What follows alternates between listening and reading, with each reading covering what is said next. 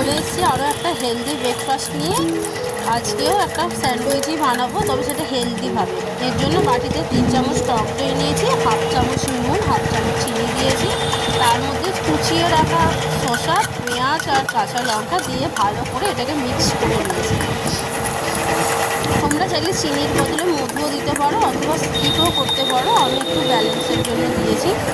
এবার এর মধ্যে দেবো টমেটো কেচাপ হাফ চামচ দিয়ে সেটাকে ভালো করে মিক্স করে নেব।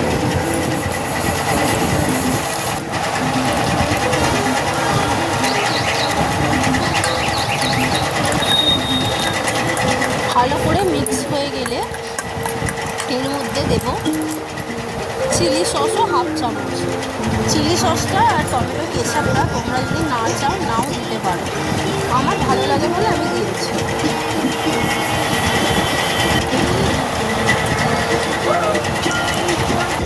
আবারও এটাকে ভালো করে মিক্স করে নেব। ভালো করে মিক্স করা হয়ে গেলে আমি এর মধ্যে দেব চাট মশলা, একটু চটপটা ভাব আনার জন্য, দিয়ে ভালো করে মিক্স করে নেব।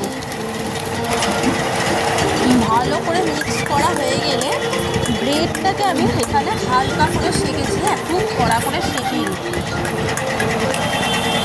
এবার হালকা সেঁকা ব্রেডের উপরে আমি এই মিক্সচারটা দেবো, দিয়ে ওপর থেকে আরেকটা ব্রেড চাপা দিয়ে রেডি করে দিই। আচ্ছা, যদি তোমরা অনেকক্ষণের জন্য এই স্যান্ডউইচটা বানিয়ে রাখতে চাও বা অফিসে নিয়ে যেতে চাও বা লাঞ্চ টাইম বা একটু দেরিতে করবে, তাহলে অবশ্যই টক দইটা জল ঝরিয়ে নেবে। আর যদি মনে করো যে ইনস্ট্যান্ট সঙ্গে সঙ্গে খাবো, তাহলে নর্মাল টক দই নিতে পারো। এইভাবেই আমি হেলদি স্যান্ডউইচটা বানিয়ে নিয়েছি। তোমরা চাইলে এটা বাটার দিয়ে সেকেও নিতে পারো, আবার এমনি এরকম নর্মাল হালকা করে সেকেও খেতে পারো। এই ছিল আজকের ভিডিও। ভালো লাগলে অবশ্যই লাইক কমেন্ট শেয়ার করে দেবে। ধন্যবাদ।